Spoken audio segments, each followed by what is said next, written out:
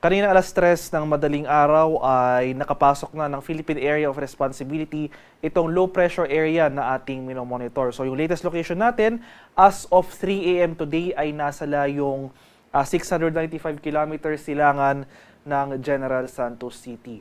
Sa latest analysis natin, mababa pa naman yung chance na nasabing low pressure area na maging isang ganap na bagyo within the next 24 hours. Gayunpaman, dahil sa pinagsamang epekto ng low pressure area at ng ITCZ, dahil nga nakapaloob itong low pressure area dito sa Intertropical Convergence Zone, makakaranas pa rin tayo ng mga kalat-kalat na pag-ulan na may pagkulog at pagkidlat dito sa area ng Mindanao at sa Palawan. So ngayong madaling araw pa lamang, makikita natin dito sa ating latest satellite images na may mga nakikita na tayong thunderstorm activity over some parts of Palawan and Southern Mindanao. Inaasahan natin na for the remainder of the day ay mas marami pang lugar dito sa Mindanao ang makakaranas ng mga kalat-kalat na pag-ulan at thunderstorm. Samantala sa Metro Manila at sa nalalabing bahagi pa ng Luzon and Visayas ay makakaranas muli tayo ng mainit at malinsangang panahon simula umaga hanggang sa tanghali, pero pagsapit ng hapon hanggang sa gabi,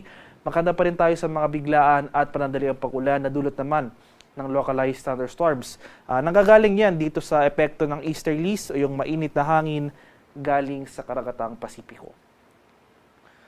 At para naman sa magiging lagay na ating panahon ngayong araw dito sa Luzon, so Metro Manila and the rest of Luzon, magpapatuloy nga itong generally fair weather conditions.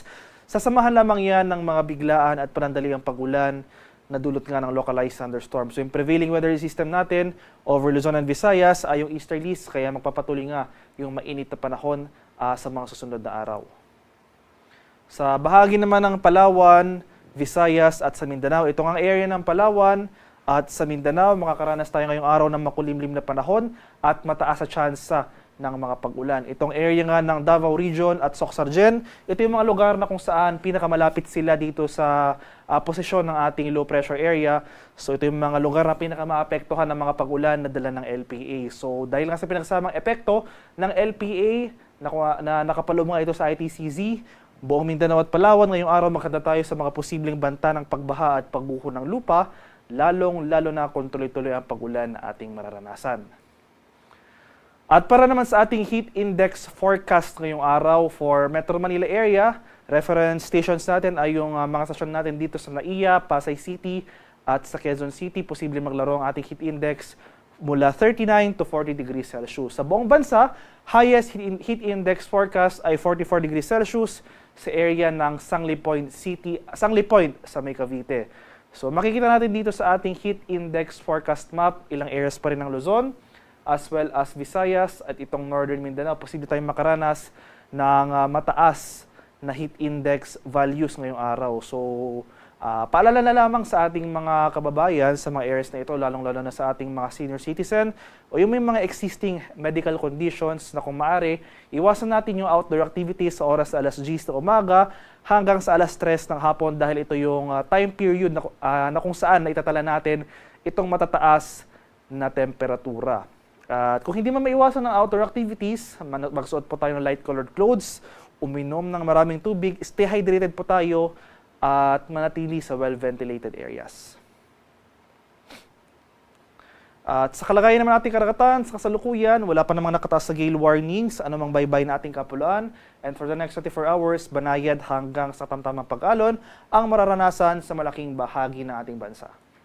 Para naman sa ating weather outlook sa mga susunod na araw, so ang ating 4-day forecast, so mula Tuesday to Wednesday, April 29 to 30, dahil sa epekto nga ng ITCZ at ng LPA na nakapaloob dito sa ITCZ na at least for the next 24 hours, maliit na pa naman yung chance na maging bagyo ito. Pero hindi natin tinatanggal yung posibilidad ng tropical cyclone formation sa mga susunod na araw. Pero gayon pa man, dahil nga sa pinagsamang epekto ng ITCZ at yung sama ng panahon na ito, malaking bahagi para ng Mindanao at Palawan, magpapatuloy itong mga kalat-kalat na pag-ulan at thunderstorms. So especially itong southern portion ng Mindanao, itong areas ng Davao Region, Soxargen, Barm at Zamboanga Peninsula, ito yung mga lugar na pinakamaapektuhan ng weather systems na ito.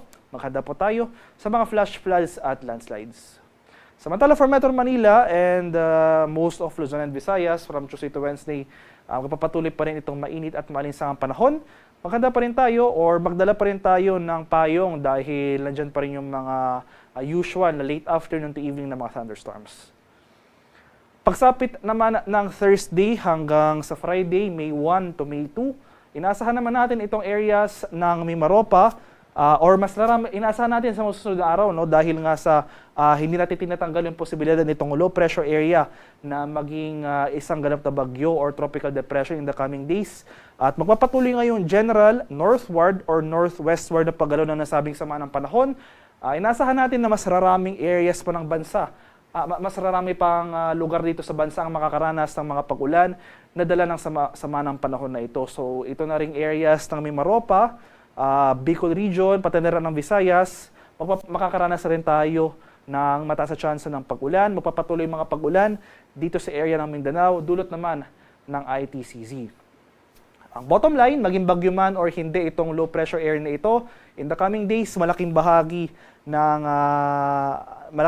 pa rin ng ating bansa makakaranas ng makulimlim na panahon at mataas na tsansa ng pag-ulan. So itong low pressure area, kahit hindi maging bagyo ito, posible pa ito magdulot ng significant na rainfall or mga pag-ulan, especially sa eastern section ng ating bansa. Itong ang Bicol Region, Eastern Visayas, itong Eastern Mindanao area, so Caraga, Davao Region. In the coming days, maghanda po tayo sa mga banta ng pagbaha at pagguho ng lupa, lalong-lalo na kung tuloy-tuloy yung mga pag-ulan na mararanasan.